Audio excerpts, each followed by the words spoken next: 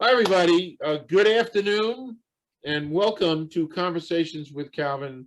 And by the way, right outside my window, it's 72 degrees, and I'm sitting here with Robert COZMO Consulmagno, and he's in a t-shirt somewhere across the Delaware, I guess.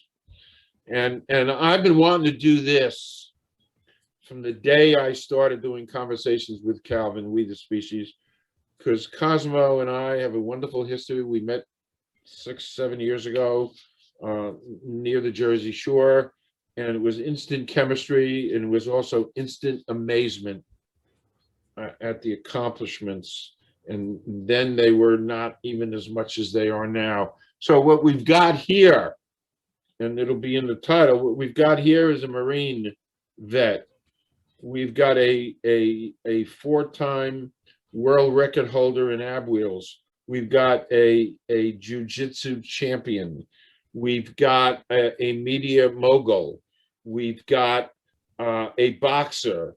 We've got a PTSD and a bipolar spokesperson known around the whole country. So there's so much, and I'm telling you, I am so thrilled, COZMO, because you've been very special to me, and we've hung around, and I try to get to as many as your events when you were breaking world records. So enough of Calvin. So I guess to begin with is your early roots back in Jersey City. Talk. I was born in '72, Jersey City, Wallace Avenue, Marion Gardens section, kind of an all-Italian neighborhood. The other block on Wales was, the projects. I grew up across the street from the projects, I guess you could say. So inner city kid, just drawn to sports, my whole life, and, walking half my life, or say actually about 75% of my life, not even realizing that, there's genetics involved and real rich history going back, good old, well over 100 years ago to my great granddaddy, who to me is the real monster. He was a boxer, a professional boxer, a big time boxer, big time, so big time that he. A lot of people are not going to want to hear this, but Joe Louis, the Brown Bomber, he put on his tush and got kicked out of his camp. Max Schmeling, who beat Joe Louis, he destroyed him in camp, and I got all the newspaper clippings and everything. Everybody from the New Jersey Boxing Hall of Fame, everything like that to verify. Back in those days during the Great Depression, it was very tough. I mean, even had Spanish influenza. We got COVID going on now, so think about it. They had to deal with that for 3 years, and that took out millions and millions of people. So imagine a man working on the docks, on the ship docks, and then busting noses 2-3 times a week. Sometimes we'd have 3 fights in a week, which is unheard of. 12, 14, 16 rounders. And history, the only person to knock him out was his very last fight was Abe Feldman, who beat Cinderella Man. Wow. So that was his last fight. Yes. Wow. Which you go back in history, Muhammad Ali and Chuck Wepner. We all, Chuck Wepner. My great granddaddy beat his dad, Charlie, beat him pretty bad. That's in the record books too. So there's connections to even the Bayonne Bleeder's dad, which is pretty cool. But the good thing about him was that inspired me was that he went from, and basically there's 3 types of body types: ectomorph, mesomorph, and endomorph. And ectomorph is like the skinny guy. He was a $105 wet, started as a flyweight, and held every belt in every division all the way up to heavyweight. Now the real kicker is his brother was a fighter. His brother was in World War I and was subjected to mustard gas. So he had to stop fighting, because of disabilities and stuff. But they actually, at one point, the 2 brothers had to fight in a match. And Mickey just went nuts with it. His real name is Michael Consulmagno. Okay, but he had to find an Irish name due to the way things were run back then with the Irish mob. That's, I hate to bring that up, but back then the Irish kind of ran everything. So he had to find a fictitious name called Mickey Taylor. So if you Google him, you see the real name, AKA Mickey Taylor. So when I went to the Hall of Fame dinner, I met Henry Haskup. He's tight with Tyson and all these cats. And, I stuck out like a sore thumb You know, you got all these boxers and these old school guys there, and here comes this jiu-jitsu guy. You know, then first thing he asked me if I did MMA. I'm like, I don't do MMA. I'm here for my great granddaddy, yada yada yada. And I happen to be standing at a picture of Joe Louis and Max Schmeling with him drop. I think it was, I forget if it was vice versa, but I believe it was Joe dropping Max.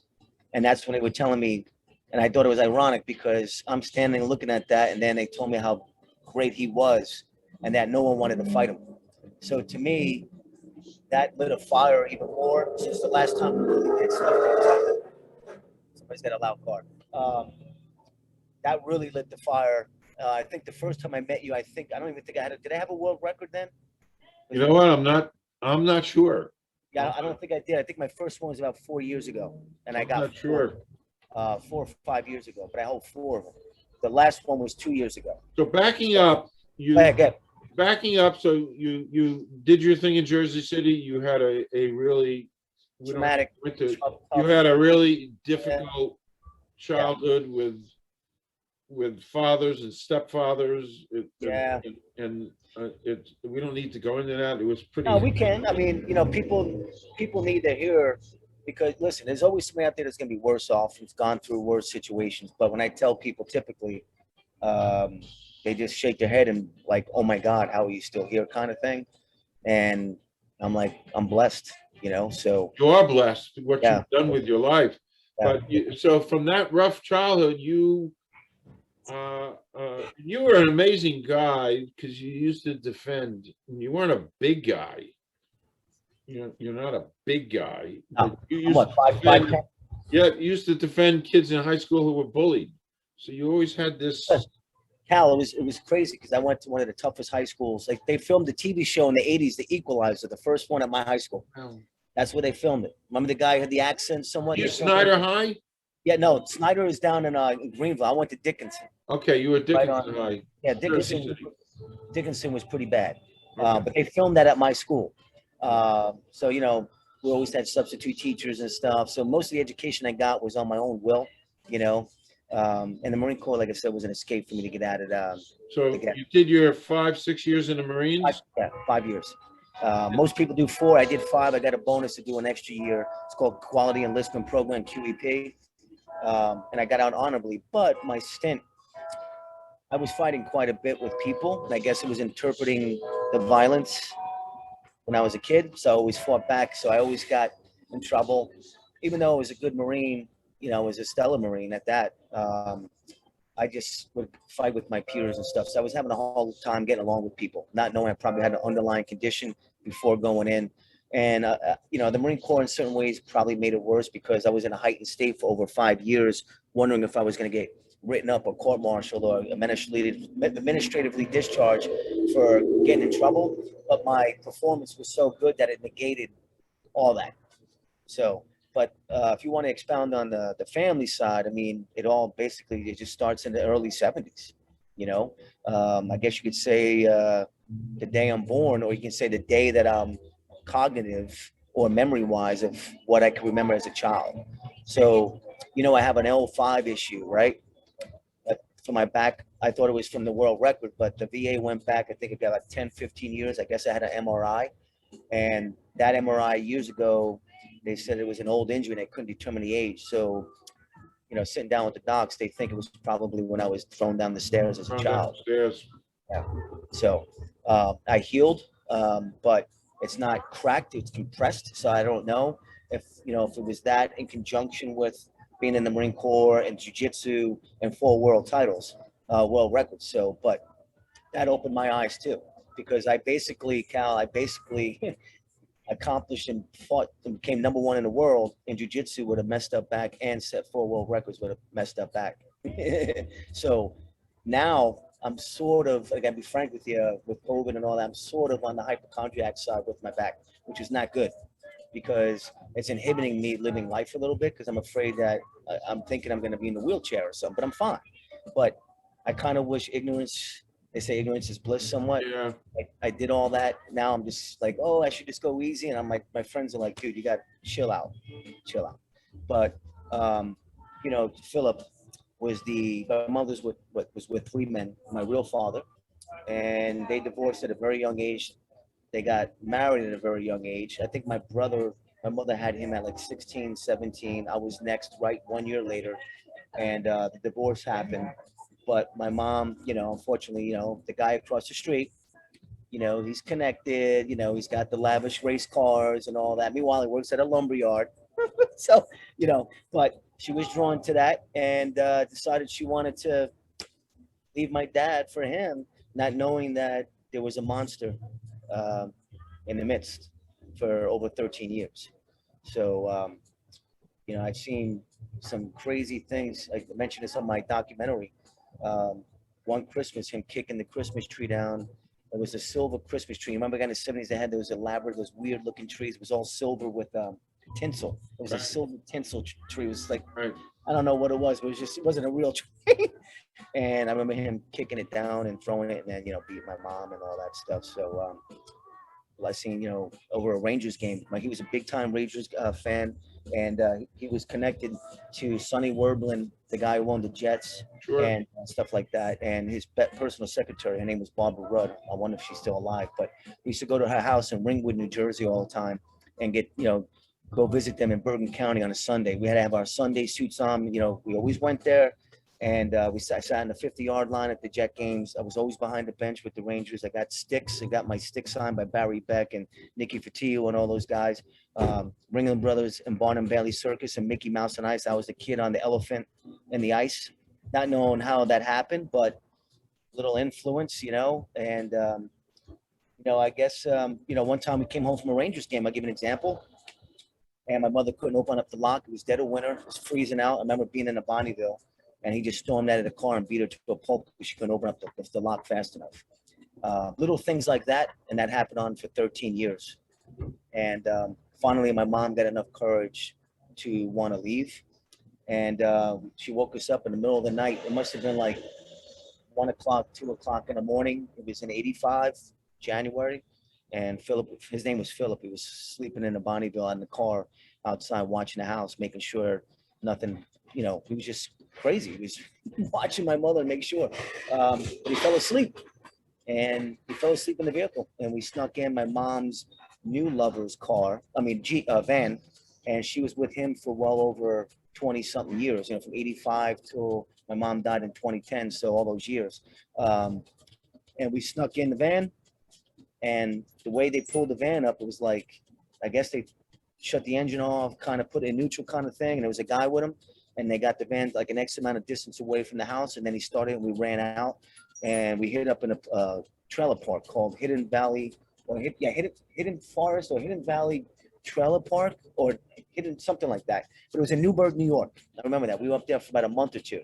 But prior to us completing the 2 months, I would say it was about a week and a half into our stay there. Remember, I'm staying with a family I don't even know for my mom's new lover, right? And I wanted to go home.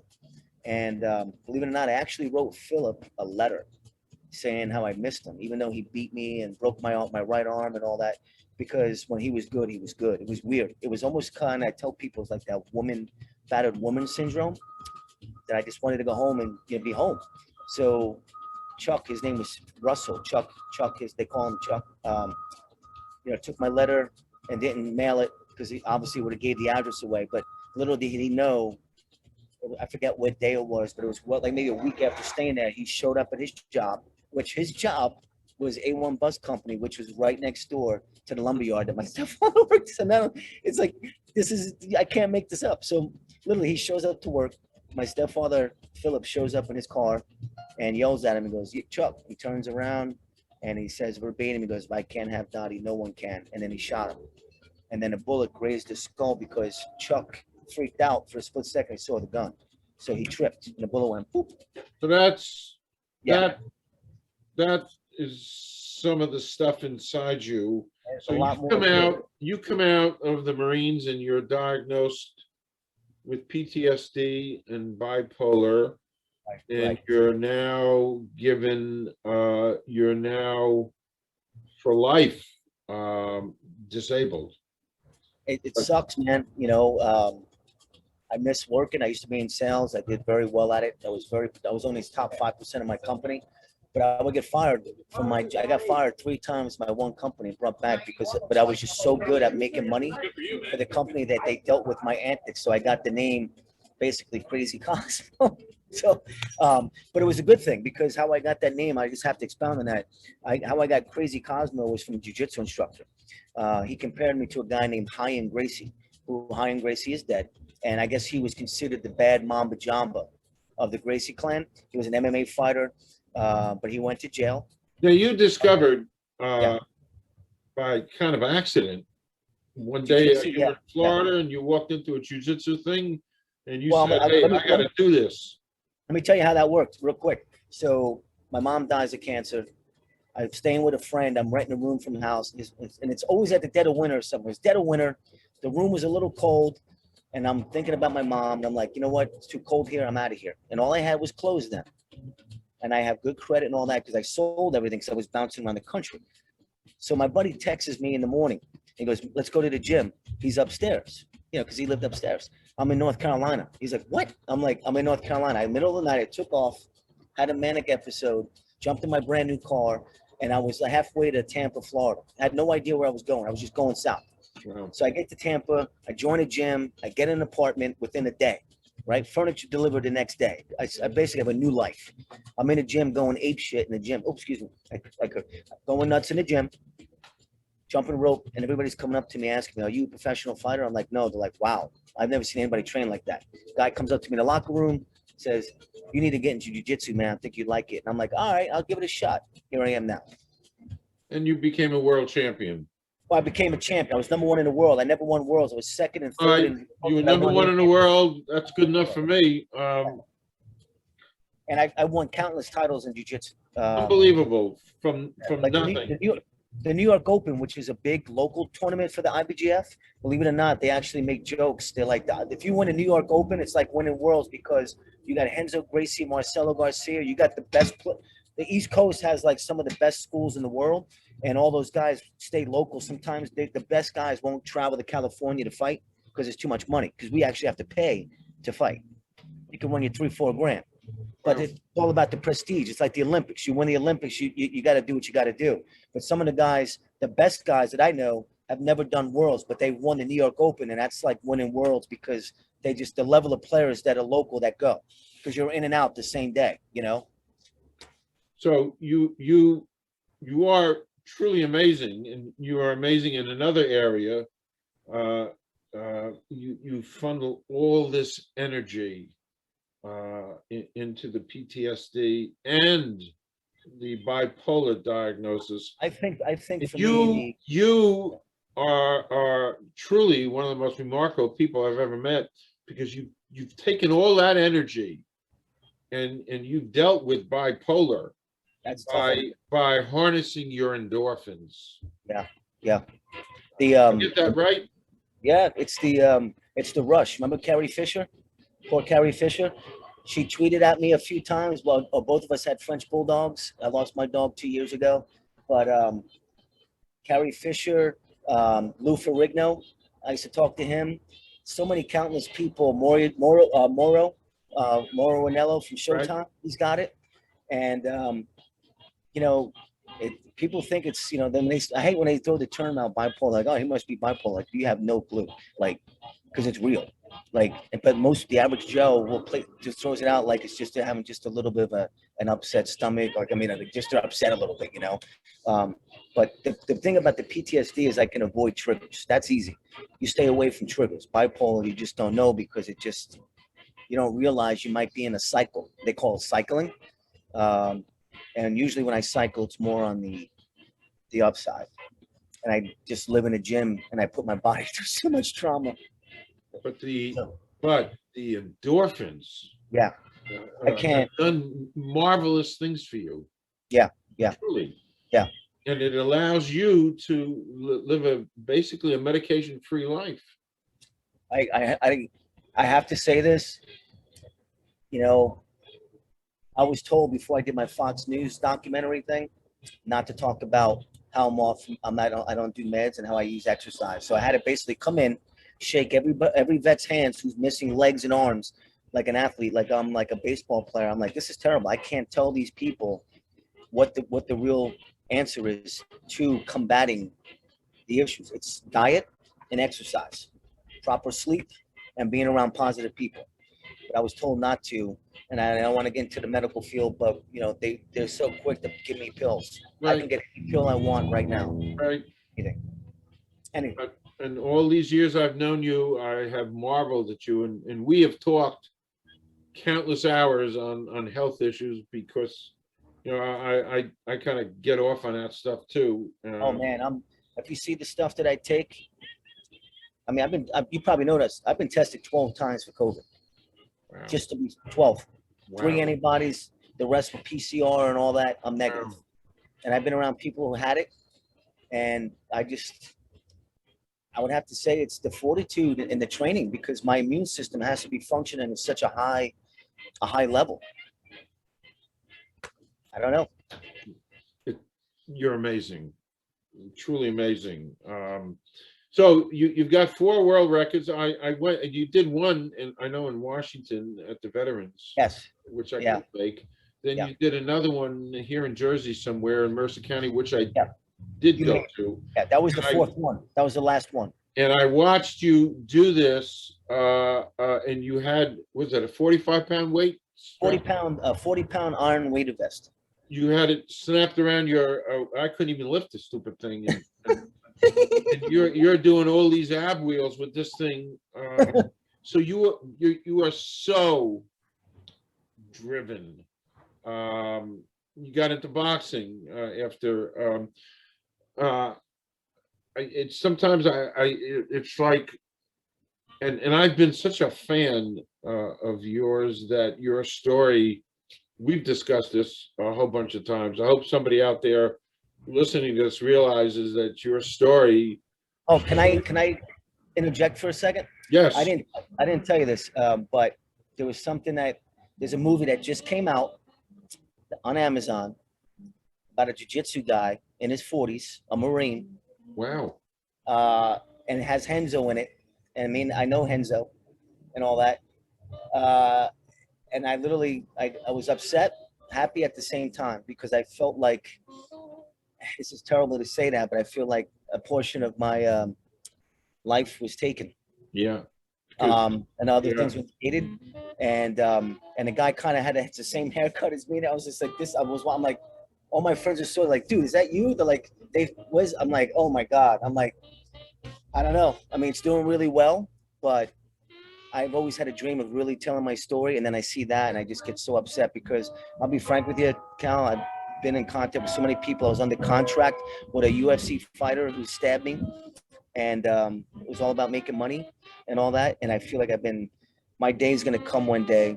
I'm hoping I'm still alive, you know, when this happens. Usually movies come out when you're gone. I would like to be there, because some of the things that have been done to me, even by Guinness, is terrible and horrible. And I want to bring this up because I want it documented. Guinness denied my first world record due to a camera angle issue. Meanwhile, I had 3 high-level people from the DAV. I broke this world record in a hallway the day before Christmas. Wow. 2 cameras, 1 HD, 1 in the side and everything. They wanted 10 grand for my record, because they basically become a major celebrity with them. And the VA said, no, we're not doing that. He's doing this for a cause. And it got denied that day, and they said it was completely retaliatory. So it was a side of me that wanted to sue them. So I basically went through an American-based company, which is legit. They have a book called Record Setters. Done deal. I'm in all the record books. But Guinness, because they have their name, it's all about making money. They denied my records. And they still kept my application open, and I took screenshots of everything, how they basically screwed me over. And that's why I deleted all my social media and everything. So if people want to find me, they'll find me. And I'm glad you called me, but I had enough. I had enough. I got you. It's hard enough for me to live day to day and fight my battles, and then I have people basically just trying to hurt me. It's terrible. My whole life's been like that. People are trying to hurt me all the time, physically, mentally. And I'm just tired of it. It's our world. Cruel world, man. It's the world we live in, and I hope, you know, this little interview is going to sit in a nice spot. It's going to be there forever, and people are going to see it. And that's the beauty. If you Google my name, I tell people my legacy is built. But remember, I was in the Star Ledger, the front page, like Mark Dianano did that huge story. Yeah, It'll be there, man. My Fox News, my ABC. I kept my YouTube, but I took copies of all your stuff. Glenn Holston, who has 18 Emmys, who did my. right. It's all there. God rest my soul. When I'm gone, I'll be on the internet. If we keep going as humans and technology keeps evolving and the internet doesn't go away, it's going to be there. You're going to be there. And by the way, that was one of the best TV shows we ever did at NJ Discovery. When you and Glenn, Yeah, it was called Tough Guys Who Achieve. Yeah, and then I remember him saying, "Because I don't really consider myself a tough guy, but for a tough guy, and he achieved, you achieved. So that's why I was so thrilled just to have this opportunity to chat, and just to kind of sum it all up. I mean, you are a hero. If people want to know what the records were, I did my first world record was 524 standing ab wheels in an hour. Everything under time duress. Second one, because Guinness pissed me off, I came back and beat my first one. I did 539. I'm in record setter's book for the 524 as well, but I came back and said, you know what, I'm going to beat my old one. Then I did 1,000, but I still had to do it under time constraint. They gave me 3 hours to do 1,000. I did 1,000 in 2 hours and 38 minutes. This is all from standing position, not your knees. Then the last one, I asked, this one is going to really put me over the top. If anybody attempts this, good luck. I did 244 standing ab wheel rollouts with a 40-pound weighted vest on in an hour. Is that what I saw? That's what I saw. That's what you witnessed, yeah. Yep, I was there for that. Yeah. And that put me in a hospital. I didn't know that. Yeah, I had sciatica in my legs and shooting pain, everything. Yeah. Yeah, I kept it quiet. Right. But that's why you look at the Navy SEAL, David Goggins, same thing, man. I read his book and I was just like, wow, I have a lot in common with this guy. I'm a Marine, he's a SEAL, big difference. But as far as accolades go with the records and especially jiu-jitsu, and his thing is about fighting, I really fight. Like I've been in the ring and I fight, like fight, But I would love to meet him too, because that dude inspires me. And that guy, heart surgery, overcoming all that. And then you look at like this past year, you look at Kobe Bryant gone, and I just go, wow, man. I'm like, do legends die, or people who are happy die young? So there's days, Cal, I'm not gonna lie, I go, maybe God's gonna call me at a young age, but I think I've accomplished everything I could accomplish. Because this world is changing so much. I'm outside in the sun, I'm enjoying myself, I'm taking vacations, but I had to delete my social media because I feel human beings are becoming inauthentic and we're not socializing, and I don't know if I can handle this evolution, the way this path we're going. And I know you're older, but you got to see the 60s and the 50s, and I'm like, that was 40s. The 40s, like to me, I watch 40s movies, I think that was the greatest generation ever. It was wonderful. It was wonderful. Casablanca. I even know those movies. I love them. I grew up in that. The Maltese Falcon, all that stuff. I know all those movies. Comedy, Laurel Hardy, all those cats. But especially when I watch like the old wartime movies, there's just something. The music, Tommy Dorsey and the big band, and the courtship with the women, and like dating today is terrible. I have a lot of friends my age. We're all single. We're like, you have to do an app, and it just. I miss talking to people. Yeah, I know. It's terrible. Hey, the good news is I just got vaccinated for the second time yesterday, and wow, which one? I had Pfizer yesterday. Oh, nice. So Pfizer is supposed to be at what, 96% efficacy rate? Something like that, and I'm pretty sure that by midsummer, all of us are going to be. I'm going to hold off as long as I can to I Yeah. don't want to say they're going to master it, but I'm going to let everybody take what they got to take. Right. And before I make my decision, I'm just concerned because I do have some people who work in the medical field that the symptoms of taking after the second shot, how people are reacting. I'm hearing good things, then I'm hearing bad things about Johnson & Johnson. I had one person tell me it's for homeless people in third world countries. Then I was told by one person the efficacy rate is 60-something%, but that's based off the new strands. So they said, in essence, the Pfizer and the Moderna would coincide with that. So you're like, well, do I take 2 shots or take 1? And now I got an email today. Janssen, the VA sent me one. You ever heard of Janssen? Is there a company called Janssen that has a vaccine now? I think they're a subsidiary of Johnson and Johnson. Oh, okay. Because I just got a message that said Janssen. So I'm assuming, I don't know. I'm like, who the heck is that? I think they're a subsidiary of J&J. Okay. But so how do you feel? I mean, you took that shot yesterday? Yeah, it's funny. I'm thinking of you when I'm done with our little interview. I'm going to go up and, I do weights and I do my hour on the bike and I do a whole bunch of stretching and my arm hurts. My arm hurts from yesterday. It's not terrible. It hurts, but it's all right. I still do all my exercises. I've been, you've been a hero of mine, and I don't do what you do, but I do enough. Yeah. And every other day I do 2 hours of exercising. I don't know if I'll ever go back to a gym until there's no such thing as COVID. The gym is a terrible place. Really, it is a terrible place. My first day at the gym 3 years ago, when I joined the gym, I rubbed my eye just like that because it had an itch. And 2 days later, I had a severe eye infection. So that was, that was a heads up for me. You got to be careful. It's a gym. And now, of course, COVID. So my dream is to go back to the gym.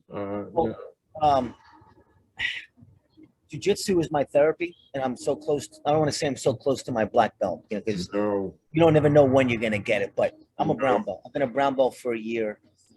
I've been trained. It'll be over 11 years now. Pushing. I'll probably have my black belt maybe a couple of years. I don't know. But my dream is to earn it from Marcelo, who's the GOAT, the greatest of all time, and to get on that train from Hamilton to New York City starting in May. He's coming back from Hawaii, and the family, they're going to have the shots and all that. But without jiu-jitsu, I'm lost. So I'm going to take that risk. I mean, like I said, he doesn't open until May. Maybe I'll take the shot just before. Yeah. The only thing I get nervous with is that they're saying that you can technically still get COVID. I'm like, then do I beat it naturally? If you did, it would be so mild. You'd be home. You wouldn't even almost know it. What do you think? Which one should I do? Because they offer Moderna and Johnson and Johnson. Oh, I wouldn't tell you. I'm not an expert.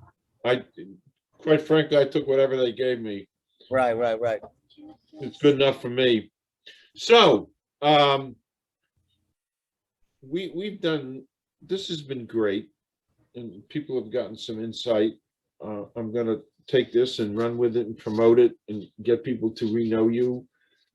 As I know you, you're a very special, amazing, driven human being, and you've got such a legacy and such a story. So I can't thank you enough, COZMO. And we are brothers, and it's been a wonderful journey since we first met in Rumson, New Jersey.